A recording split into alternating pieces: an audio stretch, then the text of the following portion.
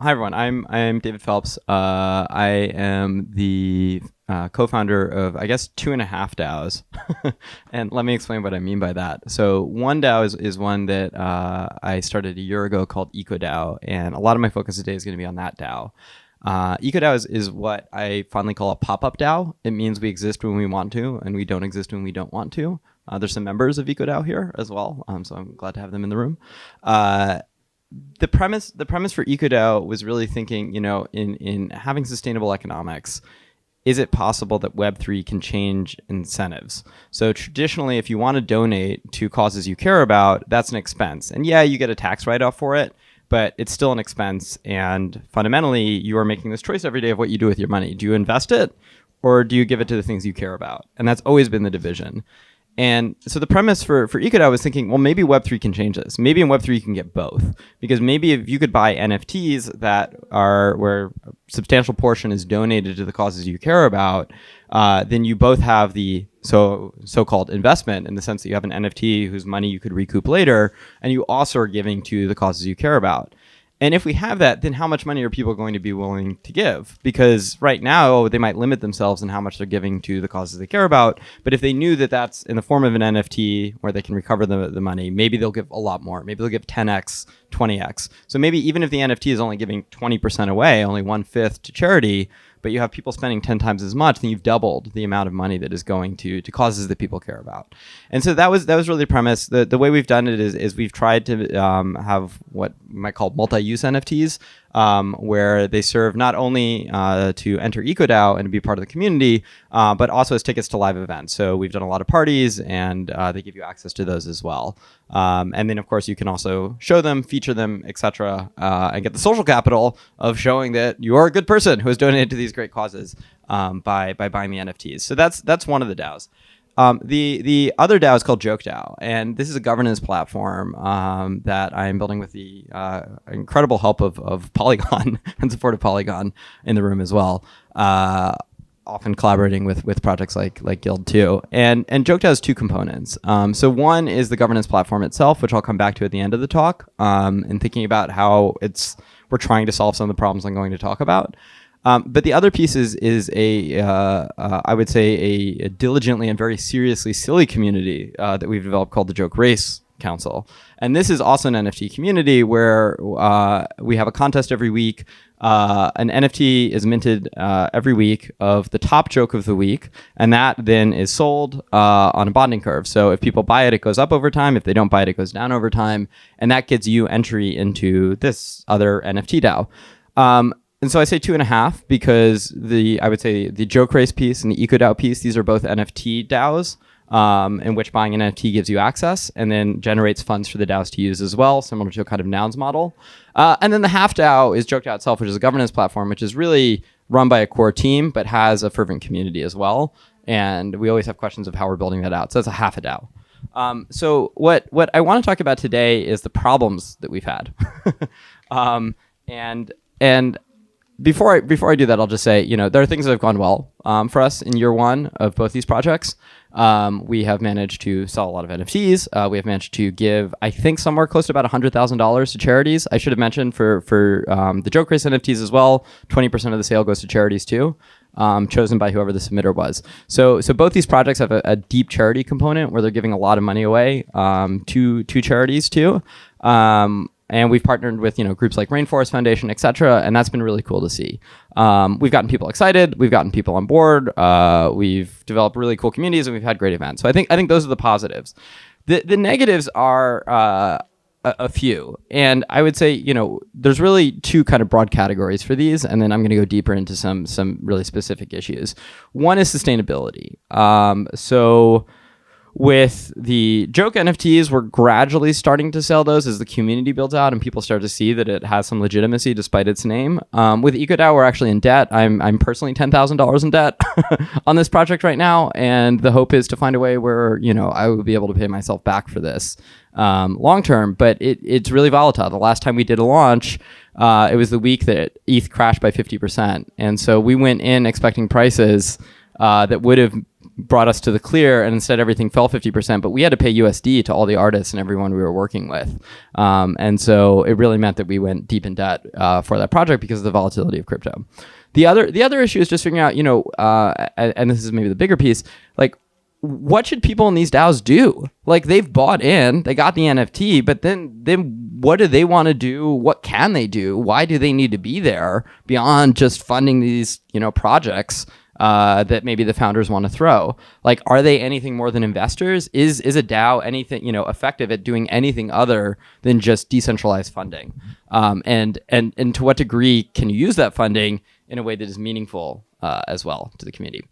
So let me jump in. I'm gonna break this down by really 3 challenges that we faced, but I think all of them kind of circle around to this problem of, like, if people are just buying their way into DAOs, then are those the best people to have there? And are those the people who are actually going to build it out? And frankly, even if they bought in because they wanted to invest in NFT, are they actually going to increase the value of that NFT if they're not building and they're not participating and they're not actually taking part? So I would say the first challenge is who is in your DAO? We've accepted, I think, broadly that DAO should be permissionless. And so, in other words, if you buy the Noun NFT or you buy the EcoDAO NFT or the Joke Race NFT, you automatically get to join the community and you get to be part of it. But this is dangerous in a few ways because you might have a malicious hacker who buys in just in order to be part of it. More often, you're going to have people who might just be speculators. They don't actually want to contribute any value whatsoever. And you might have some people who are really contentious and, like, you really don't want to work with, and they start, like, really causing a ruckus and actually kill the enthusiasm of the rest of the community as well. So, I think that this raises this question of, like, should we permission DAOs? Like, should we be really thoughtful the same way you would in any company about who you're hiring? That you're not just thinking about individually having great people there, but you're thinking about the diversity of that community where you can have different perspectives, different backgrounds that can balance each other out and create a more effective team. And this is a problem when the entire basis for DAO is funding. Because if the basis is funding, then you just have to be, having people who are willing to buy into the project, take it over. So one thing we did at EcoDAO is at parties, we gave really, really generous +1s, +2s, +3s to NFT holders. And what that meant was that the people who bought into the project usually were somewhat values aligned, right? To participate, they're on board, but they had money. But they could invite people who didn't. They could invite all their friends who maybe are in college or, can't afford to buy one of these as well. And I will say personally, I think we probably had, like, the most diverse parties out there in the crypto landscape because of this, because we were really enabling the possibility to bring others in. So I think that's one solution that we could think about here, right? Which is, can your holders then also bring others in with them? Is there a way that you can use your tokens and you can start also bringing in others as well, who you want to be there and giving them grants to be there as well? And then what is the process for that? So I would say that's really challenge 1, right? Is how do you intentionally expand in a decentralized community? I would say problem 2 is that most people don't really want to do anything after they join a DAO, right? They joined maybe because of the investment. They thought it was a cool project. They wanted to throw their support. They wanted to give money to it, which is really cool. But then they don't really want to do anything. And so you have a core team, which often ends up doing all the work. And so then you wonder, well, what's the point of a DAO, right? Like why are they even there? So I would say, one quick solution to this is to think about delegation and having a lot better delegation systems than we currently have in DAOs. So if you have a delegation system where the community of token holders can delegate to people and say, hey, you're doing the work. Like, we trust you. You want to do the work, like an election, right? Go to it. They can stake their tokens on that person, and that person can run it. I think the really important piece here that has not existed so far is delegation decay. And I would also say quadratic delegation voting. So let me break both of those down. Delegation decay means that when you stake your token, you probably are never going to check on it again. It is a pain for you to unstake. It costs you money. You don't really want to do it. From a UI perspective, it's a bit of a nightmare. So delegation decay would mean you can delegate to someone, but if you don't re-delegate to them, your delegation power dwindles over time. So in other words, it's not as though there's constant elections and people have to get reelected. They can maintain their power, but they will slowly lose that power over time, potentially to other people as well. And so you have this continuous decay function unless people are actively saying, we really still want this person here. And and that way you're really rewarding the people who actually are actively involved in the DAO and have paid attention. The other thing I would say that's really important is quadratic delegation voting. And what I mean by that is that right now, when delegates get support from token holders, they tend to monopolize it very quickly because they shoot up in the rankings to the number one person that everyone else is delegating to. And then when you join that community, you look and you see, well, that's the person that everyone else is delegating to. I should delegate to them as well. And so you quickly have centralization around usually founders who really have all the delegation power within the DAO because they appear as the most popular delegate. So a quadratic delegation decay, what I mean by that is that each marginal delegation that a delegate gets counts less than the previous one. So in other words, if you are deciding where to delegate your tokens, if you delegate it to the number one person, that's going to count a lot less than if you delegated it to the number 100 person. And that way you really incentivize people to try to be more diverse in who they're choosing and to overcome that UI issue that people always just look at the top 3 options and choose from those. As well. So I think that's a second piece, which is to say you can still have core teams in DAOs. You can still have centralized builders. You can still have people who are doing a lot of the work and want to step up to do it, but that has to be with consent of the governed, and we really don't have consent of the governed in the way that we should for those core teams to act. But, I think even then you end up saying, well, okay, you have this structure with a core team that gets support from a community, but what is the unlock here? How is this any better than what we've had in Web 2 or in traditional governments? What have we really unlocked here? And that's where I think DAOs get really exciting, is that the question I always have is, how can you think about your DAO being a community of founders? In other words, how can you take everyone who's in there, who's participating in the project, is excited by it, and say, look, we want to be able to give you resources to be a founder of this project and to create your own thing.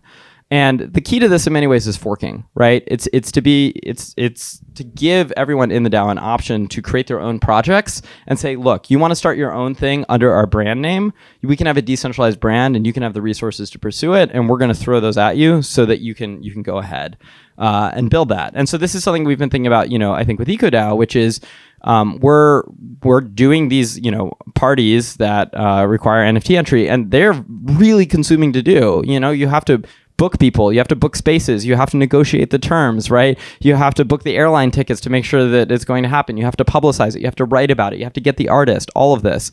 And so, if you could templatize that and you could say, look, here's the protocol for anyone to do it. If you want to do this, we're going to throw resources your way and you will get paid for it. Then you start opening up an opportunity for anybody to actually be able to participate and do their own version of your DAO. And that's where the real unlock is, I think, in being able to incentivize builders. So you combine all these things together and you can start seeing systems where you could have builders still incentivized to participate in DAOs, even if they can't afford to enter, because now they might be able to get grants, they might be able to get money from the DAO as well. They might be chosen by people who wanted to give them gift NFTs, gift tokens, etc. And I think these are really the mechanisms we need. We need stuff like inflationary tokens, where the token supply goes up over time, and that's given intentionally to people you want to participate in your community, to the builders, so that they can belong there. And yeah, we really need these, I think, at minimum delegation systems, but ideally ways for anybody to be a founder within a DAO. So the last thing I'm going to say here is part of my thinking on this is that we often talk about the limitations of DAOs and why DAOs are really weak. And I think a lot of times the answer is not solving those limitations. It's flipping the script and thinking about how those limitations can actually be strengths. So I'll take 3 limitations that we talk about a lot in DAOs, right? One is that DAOs only work at small scale. They're really effective, when there's 5 or 10 people, but then when you have 100, 200,000 people, no one wants to participate. Everyone's asking when token. They're clogging up the Discord. There's no ability to coordinate, right? So there's always this question, how can we get DAOs to scale? And I'll come back to it, but my answer would be do not get DAOs to scale. That's the whole point, is being small. The second thing is that they're hobbyists, right? People participate in these things for fun. They're not really there as their full-time job. They're not really that devoted to it. They're doing it because it's fun. Again, I would say that's actually an unlock for us, because if you think about a system where you have to apply for, put a proposal through or try to get a bounty in order to get paid, that's a disastrous work system. That is a system in which people are trying to get rehired every 3 months for their job, right? They're having to go every 3 months to say, please hire me again because I have another project. And if you don't do that, then, well, you know what? I'm out of a job. So DAOs are not necessarily that good for that kind of system of full-time employment. But they are very good if you have people who want to do pop-ups. They want to do a part-time project. They have an idea and they want to do this one-time thing. It's an event, it's a clothing line, whatever it is, and they can get funding to pursue that project. Then DAOs become really, really effective at monetizing hobbyist activities as well. And then the final, maybe most contentious one is, the common complaint is that DAOs put power into the hands of whales. And this is a very legitimate complaint, right? That the whales are the ones who have all the tokens and therefore they have the most voting power. And so discussion in DAOs today is always focused around this question of how do we control against the whales' power, right? Do we do dual token models? Do we do reputation-based voting? Do we do quadratic voting? And all of these are meant to control against the power of whales because there's this concern that the whales are really dominating the entire DAO. But I think it's important to step back further than that and say that even those conversations are built on a premise. And the premise is that your ability to speak in a DAO is only your ability to vote. In other words, the whales have all this power because we assume that voting is the only kind of power you can have. And we assume that voting is fundamentally the core primitive of power within a DAO. And that makes sense if you look at how DAOs have been run to date. DAOs are usually run where a core team puts a proposal to the community and then they get, the community has to vote on it. And so the community's only voice that they've ever had, token holders' only voice they've ever had is to vote in proportion to their tokens. This feels like a huge missed opportunity where we're not actually unlocking the voices of community. So what we're building right now with JokeDAO, the governance platform, is a way where communities can actually speak, submit their own proposals, campaign for them. Potentially, they might not even be part of the community at all, but they can still put these proposals forward to the community and get backing for it, where what you're really unlocking is saying, voting is only one form of speech, but it's not the most powerful. The most powerful form of speech is proposals. And so really unlocking communities to be able to contribute creatively, that's where I think, huge unlock is as well. So I'm gonna cut myself off right there with these, meandering thoughts on problems and solutions for DAOs, and would love, thoughts and questions, but I think what I would also love is feedback on, have you seen these issues? And if so, what are the kind of solutions you've been playing with and thinking about for them too? Maybe on scaling. Yes. Because you're saying that DAOs should stay small. And maybe on that front, actually, we just have to rethink how we name this. But I've also seen how smaller working groups are way more effective. And there can still be a consensus with other adjacent small groups that are close to one another within a community. And I think even if a DAO starts as 3 people and then evolves into thousands, it's just a question of how you break this into smaller circles. But like what Daniel, you were saying with small worlds. I think you can scale a DAO that way, although operations become way harder because you have to communicate a ton on consensus between the smaller working groups. But I think that's scalable. What do you think? Yeah, I mean, I think that's a good case also where those smaller groups could just go to the DAO, use something like, JokeDAO and say, here's our proposal for what we want to build, give us funding, we're going to go do it. And then they don't have to worry about, participating with everyone else. They're just a sub DAO where they have their own working group that does that. And if they're effective and they build it well, then they're probably going to get funding in the future as well, right, to build that thing. I think, my thinking has kind of shifted on this. I used to think there were kind of 2 types of DAOs. So like builder DAOs are really effective when they're small, and then investment DAOs are really effective when they're big. Investment DAOs like Constitution DAO, you just want as many people contributing capital to this project as possible, right? So scale is actually really, really positive in those kinds of instances. And I still think that's true, but I think if you look at a lot of the projects that are investing as DAOs, they really run into this issue of consensus, where a lot of times investment is really, really good investments are contrarian. They're not the ones that everyone necessarily thinks is a good idea. And so when you have all of these people contributing capital, first of all, they might not be the best people who know how to deploy it. But second of all, you're just going to end up at the average thought process of that group. And you're not actually going to get the most contrarian wild ideas, right, as well. So I actually think that there's cases there too where even in an investment DAO, you want it to be a little bit smaller in terms of who's making decisions so that you can actually have contrarian investments that are made too, or at least corresponding to the extreme passion of maybe a small group that they can actually pursue what they want to pursue. Oh, one. Nima next.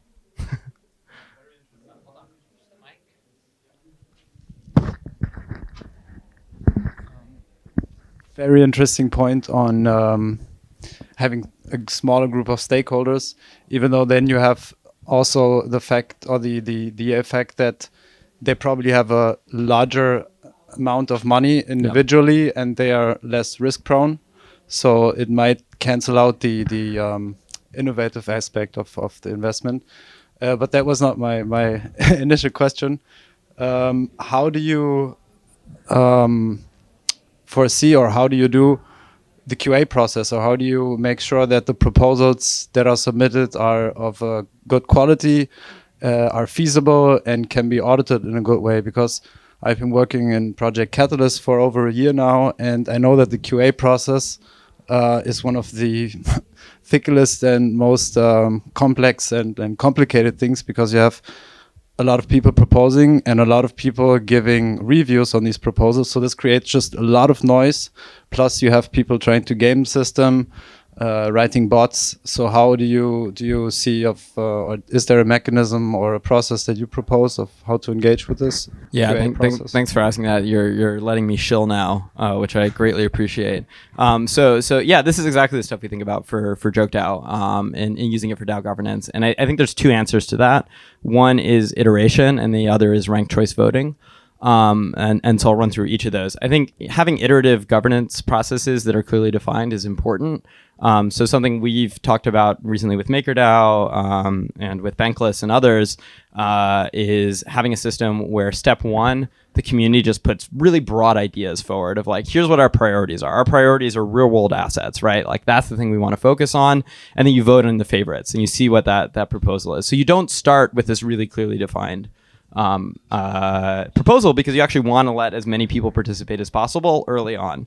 But then over each successive contest, you're going to limit the number of people participating by making it more advanced in terms of what they need to participate, what they need to contribute. So for step two, you could then say, okay, real world assets, that's our top priority in this community. Now put together your proposals for these. And what's nice about this is that, traditionally it's the builders who are putting forward the ideas and the proposals, but the builders aren't necessarily the ones who know exactly what the community needs or can come up with the best ideas, and often means that they don't end up getting passed or getting funding for it because they don't know what the community wants. So by flipping it and having the community say, here's the proposal for what we want to see built, you can actually now both unlock the entire community to speak, but you also have the builders knowing what is likely to get passed as well. And then for the third step, you can then take the proposal, submit that to the community and say, look, you submit alternate versions of this proposal to us and vote on your favorites as well. And so in really replacing all of the dialogue and the discourse and the endless conversations across 5 different platforms with an actual contest to say, fork this proposal, like come up with another version of it. And what's nice about this, right, is we've seen proposals constantly get shot down, even though people agree with them in the abstract, because they disagree on the details, right? Like one group doesn't like the timeline, another group doesn't like the budget. They come down and they end up voting no on a proposal that overall people liked. So this way you actually get the best version of the proposal that's most likely to pass in this really clearly defined contest that requires a lot of strategy, communication, collaboration as well in a gamified way in order for this thing to go through. And you look at that iteration, right? We've gone from like really broad, hey, what's the pulse check? What do you guys think we should focus on? To this like really granular way of saying, okay, now we're actually going to change the details of this thing. The other unlock here, right, is ranked choice voting in all of this. Like being able to have ranked choice voting does a couple things. First of all, it lets you measure the passion of the community and seeing how much they like certain options, right? Second of all, it solves a lot for social optics. When you have yes/no votes, people always feel compelled to vote yes because it's kind of mean for them in their own community to vote no to proposals and projects. But when you have ranked choice voting, they're never voting no. They're only voting yes, right? And it, as small as that is, it's a huge psychological difference when you can have people say, you know what, only 3 of these were going to win anyway. And so if there's 18 losers, the losers don't feel that bad. And it doesn't matter that people didn't vote on them. No one voted actively against it. That's very different from the yes/no votes where people are actively voting against it. And then the final thing is that, instead of everything going through, you can really prioritize your resources towards the top options as well. So I would say those are the kind of unlocks I think about. It's not perfect answer, but hopefully it's 80% of the way there. Oh yeah. that's still something, you know, we're experimenting with, and like, you know, I don't necessarily have guidance for that. I think a lot depends on the size of community and, you know, how important the proposal is and how long it is, like all of those features as well. My inclination is usually to say you want to create an effective game that people are excited to participate in. There has to be a little bit of pressure, so probably keep it a shorter amount of time so that people are all talking about it and they're all engaging, they're campaigning, but you still need enough time that they can go public with it, campaign for it, and it can start accelerating and building support.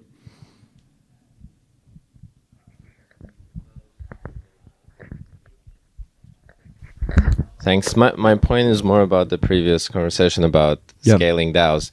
I have an idea for a really funny experiment. So let's say I'm involved in a venture DAO. We have 100 members. Instead of having a group or any governments with 100 people, you shard it into 10 groups of 10 people. Yes. And that is so funny. Like, these compete. people, huh? They compete. And they compete, or they just don't even know. They're like in their own little simulation. They don't even know. Oh, they all think that there are they're 90 more people. They're like, oh, the DAO is with 10 people, you know? Yeah. So you could still have like legal stuff, governance running over 100 people, but all the conversations, friendships, fights, like back and forth, that's happening smaller groups of 10 to 15 people. Yeah, right. I mean, that's the other thing with scale is that you run into this interesting issue where there's kind of two people in the world, where it's like there's one person where if they're in a group of 100 people, they think, you know what, my voice doesn't matter at all. Like, I shouldn't speak. And then there's the other kind of person who says, oh, in a group of 100 people, everyone else thinks their voice doesn't matter. So therefore, I can step up and I can have full power over 100 people, which therefore disincentivizes the others as well, right? And you create power inequalities based on like that are conversational power inequalities. They're not economic. They're social. So I love that idea.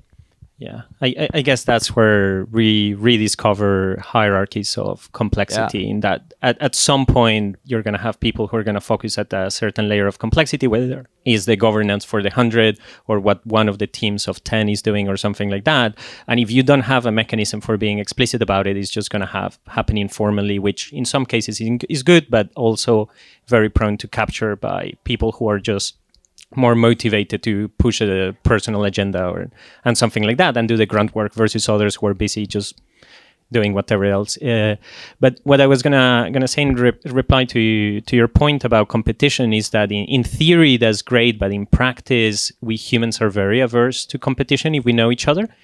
Like online, it works a little bit more, but like the Maker DAO experience was very much based in the early days, based on that thesis. Is we're going to have multiple groups and they're going to compete, and we're going to pick the group who's doing the best. And it's not about the individuals; it's about the teams competing with different strategies and so on. And that's fantastic.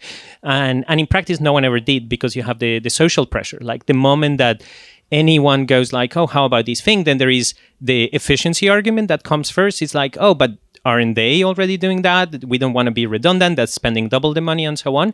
And then simply being like, oh, I think they're not doing it well. You kind of need to be a bit of an asshole to say that publicly, or you risk being labeled as such. And so people really thrown away from doing that, and we end up back to the same problem, in that we have a bunch of teams or smaller teams that are trying to figure out what each should do, and then they are all kind of like staying a little bit away of the other one, but not necessarily being super great at what they're doing or something like that. And we come back to the scale coordination problem.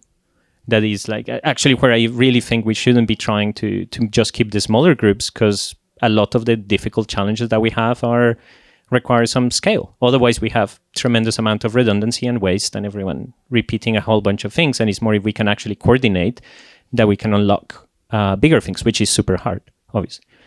Yeah, I think a lot of this comes down to how we define contest and competition, right? If you imagine there's a contest where only one person wins, you probably don't feel that bad if you lose, right? If there's 100 losers. But imagine a contest where 100 people win and one person loses.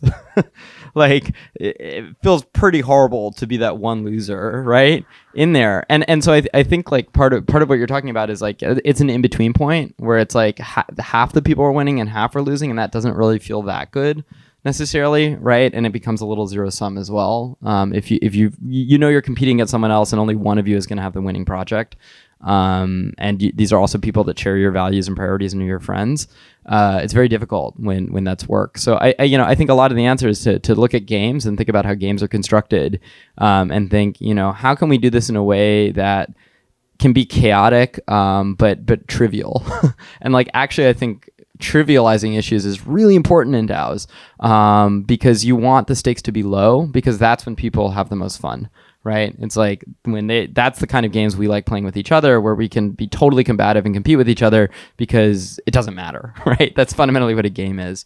And so that's also, I don't necessarily have a great answer for this, but that's also why I think those iterative processes matter, because if you can start off with this like very low stakes contest to say like, what are your priorities or something, it can be a little silly and fun in a way that like the competition can be really enjoyable. But if the competition is over like, what is my life for the next 10 years and like, who are my life partners, and will someone else end up with them instead of me, then it's really dark as well. So I think it's those two pieces. It's both the mathematics of, what is the likelihood of winning, and then it's also how trivial are the decisions. And like having trivial decisions in DAOs is actually really important, at least as a starting point.